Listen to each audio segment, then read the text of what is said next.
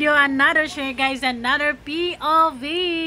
So ngayon guys, magbibigay tayo ng point of view sa mga ilang pictures, uploaded pictures ng ating mga langga for today's video dahil nag-feel the nature sila for today's video. And of course, nai-excite na ako because it's April na at simula na ng pasabog.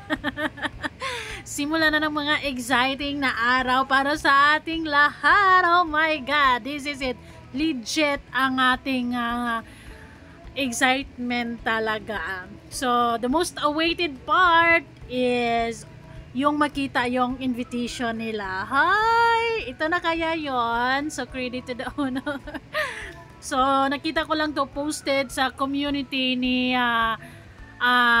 Ma'am Ana Hanley, isa sa mga miyembro ng Trusa Family. Shoutout sa inyong lahat. So, yun lang. Yun yung covered ng ating pag-uusapan. Ikaw ba, na-excite ka din ba kung anong magaganap sa month of April? Oh my God. I know I can relate how you really feel, guys. Because isa din ako sa abangers, di ba? Pero syempre, bago ang lahat, don't forget to support and subscribe Kuya Val Santos Matubang, Ate Edna Vlog, Kalingap Rob Royal Malalag, Rachel Morales Vlog, at sa lahat ng Team Kalingap. Syempre guys, isama na natin sa suporta natin ang Team Rowell, because I believe the more, the merrier. And syempre guys, salamat sa suporta at pagmamahal nyo sa aming mga reactors. Shout out sa lahat ng miyembro or shoutout sa lahat ng RORD. Diba guys? So ngayon, isa ako sa mga na-excite at naging masaya nung nakita ko yung community ni Ana Hanley, ni Ma'am Ana Hanley, kung saan ay meron siyang teaser doon. I don't know if this is the actual one or this is just a teaser or an example. Pero ang ganda. Simple pero elegant. Ang ganda. Gustong gusto ko. Gustong gusto ko. So guys, isa-isahin natin ang mga bagay-bagay na ito at mag-comment lang tayo base sa kung anong nararamdaman natin, of course, di ba? So, let's do this. Oh, di ba? Ito yung tinutukoy ko na post ni Ma'am Ana Hanley. I guess sila naman yung sponsor sa bunggang event na to. If I'm not mistaken, this coming 28, April 28 yon. Ang theme nila ay Masquerade Ball. Diba? Masquerade Ball, Mir Ishel 18th birthday. Ang ganda. Dinaantay sa shoulder, guys. Ganon. Dinaantay sa pagganyan. Ang ganda. Ang ganda. I must say na I will say yes to this if this is an example, ang ganda. Ang ganda, ang ganda. Well, naniniwala naman tayo sa preparations ng Trusa Family, di ba? So, if this is the one, so I must say yes to this one kasi ang ganda. Gusto ko, simple lang. And maybe diba, pag mga ganitong bagay, may mga pages yan. Or at least 1, 2, ganyan. Kasi ando nakalagay yung kung sino yung mga importanteng panauhin sa araw na yon, diba? Exciting. This is exciting actually because it's Masquerade Ball. So, ang sarap lang na abangan. Ang sarap lang sa pakiramdam na meron tayong abangan. And this is it. April 1 na bukas. And isa ako sa mga abangers kung anong mga magaganap bago ang big day ng ating Langga Rachel. We're so proud of you, Langga Rachel, because you really work hard for this and you really deserve this treatment. You really deserve the support. You really deserve the love. And we believe in you. So, enjoy. Enjoy.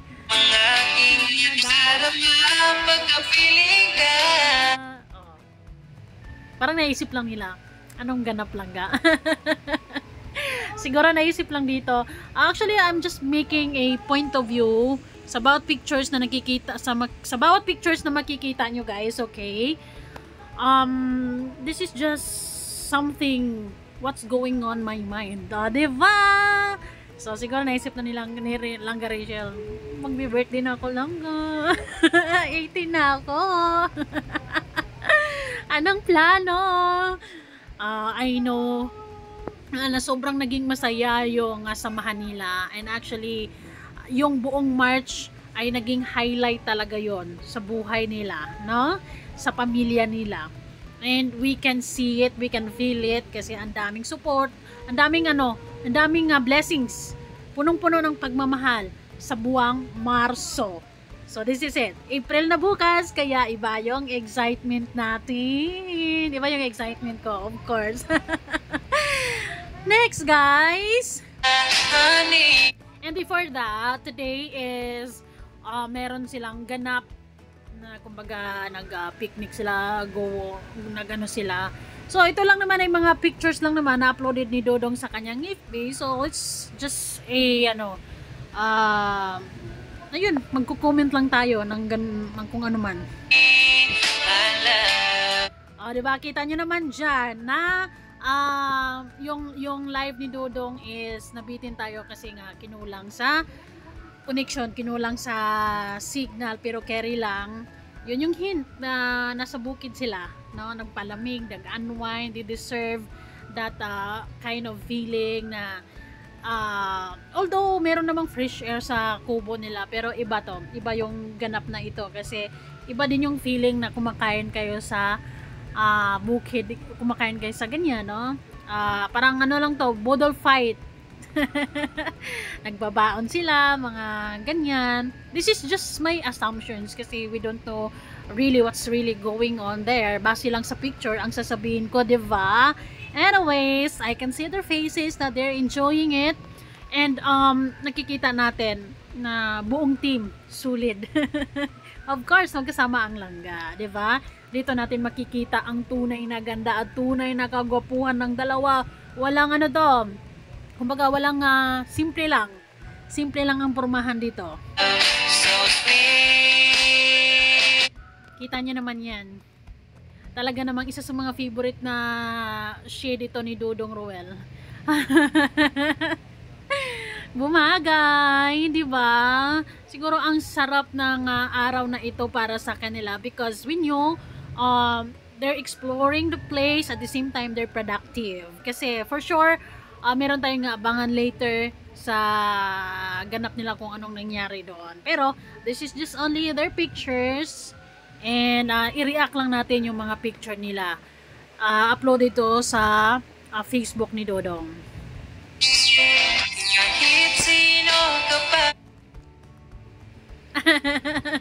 Pugi yan. Pugi yan. Gandang-ganda naman ako kay Langga Rachel. Actually, ang ganda lang naman talaga niya kahit anong isusuot, kahit anong pormahan niya. She can rock it. And parang napapansin ko itong shade na to na gamit-gamit ni Langga Rachel. Yun yung gamit ni Dodong nung nag-ano sila, nag-visita iglesia sila, di ba?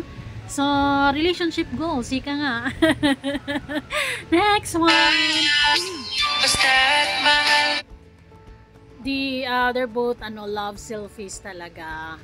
So, it's good thing because kung saan sila pupunta ay magkakaroon tayo ng updates because aside from gusto nila na mag-vlog, they're vloggers and makikita natin yung updates nila ay also yung mga ganito, yung selfies.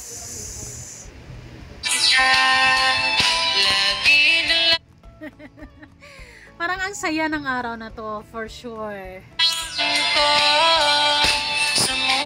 So, Dodong Ruel, sa mga nagtatanong kung pogi nga ba si Ruel sa personal, yes guys, pogi. Dahil maliit yung mukha niya, matangos ang ilong, flawless ang skin. So, advantage ng mga taong hindi prone sa pimples or hindi prone sa mga acne. Kasi, ang sarap lang mabuhay na walang acne. Ano ba? Aki sa mga sensitive skin. Unlike me or like me, na talagang, parang ganun lagi. But anyways, that's life. So Team Ruel is having a good time talaga sa araw na to. So they deserve that pahinga. Actually, Is this like consider natin na pahinga? Kasi parang trabaho pa din eh. Nagpa-vlog pa din sila eh. But then, that's life, di ba? Yun yung buhay ng mga vloggers talaga, na kahit sila saan sila magpunta, ay binablog, ina-update nila tayo. Dito na tayo magkakalaman. This is a, anong tawag nun? O, tingnan nyo, side view. Side view yan ha. At yung biglaang pictures, anong tawag nun? May term yun eh. Ano ba yun? Nasa tip ng dila ko, yung nakalimutan ko. Pero ang ganda, kita nyo naman yan. Dinalan tayo sa t-shirt na yan, pero ay gorgeous talaga ang person with the matching butas. Boots and yung pants, di ba? Ang ganda nilang Rachel. Actually, napapansin ko na mag-18 pa lang siya. Mas lalong gumanda ng gumanda, naging fresh, naging kasi marunong na rin siya kahit paano mag-ayos ng sarili niya. And that's normal, no? Kasi yung ibang mga bashers diyan na naging limited edition na yung pag-iisip nila na para bang yung tipong mag-aayos si Rachel, parang naging malaking problema nila yan. And we all have the stages in life na mag-ayos, lalo na sila vlogger, 'di ba? Kailangan talaga na maging presentable sila sa mga tao, lalo na araw-araw silang humaharap sa mga tao. So, they wanted or kailangan talagang maging looking good sila, of course, 'di ba? Hindi naman pwedeng magpabaya sa sarili, lalo na kung may budget. Hello. A real talk, 'di ba? So, yan. Ganda-ganda, okay lang Rachel dyan. Mahal kita, yan. Nature. Totoo. Diba? See it? Kapag nasa tamang tao ka, same vibes, same feeling. Diba? Honey, my love. Look at those. Ito silang Rachel, nakaupo lang. Siguro tapos na silang kumain dyan. And nag-uusap-usap na lang sa mga bagay-bagay. Siguro, oras na tayo eh. Tapos na, busog na ako. Ganyan. Ang sarap ng nyo. Ang sarap ng kinain natin. Masarap yung buko. Diba? So sweet. Alright, mas naging extra masaya ang kaganapang ito kasi kasama si Ate Maricho, sila at si Kalinga Pawe. Yun, isa yun sa mga happiness ni Ruel na makasama niya yung mama at papa niya. Actually, gusto niya buong family pero cannot be because yung mga kapatid niya may kanya-kanya ng mga responsibilidad din. Of course, pero at least andyan yung mama at papa niya. Na ito yung buhay na gusto niyang maranasan ng mama at papa niya na makapag-chill ba, ganun. And also, I like this kapag may mga ganitong ganap dahil mas magiging close pa silang Rachel kay Ate Maricho, di ba? Maramdaman niya na may nanay pa din siya. Hopefully, they will be so close soon. Kiki!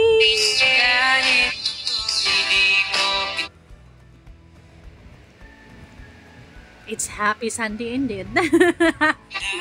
Nawala na nga sinasabi. Diba? Gumagawa sila ng buko na yan.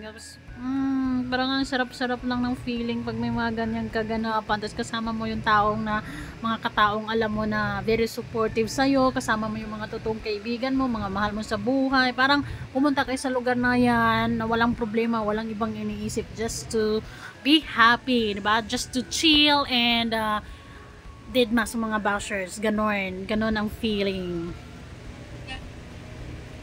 So ayan guys, yun lang ang mga ilang pictures na uploaded ni Dodong sa kanyang FB. Binibigyan ko lang ng konting sinasabi, konting point of view kung anong nangyayari sa utak ko lang. And then, yes, we can't ignore the good smile. Ang pretty. Diba? Kita nyo yung mukha na yan. Talaga naman. Iba kapag talagang inborn kang na maganda eh. Kahit anong anggulo eh, maganda eh. Walang pangit eh. Diba? Kahit left and right, up and down eh. Ang ganda, no? Lalo na pag nakangiti na. So, isa yan sa mga pinag-iinitan ng mga bashers na hindi sila maka-move on dahil wala na, tanggapin nyo lang guys, na this is it, ito na talaga, binigay ni Lord, di ba? So, thank you Lord. So, yun lamang guys, and thank you so much for watching, of course. Bye and be kind. Stay positive.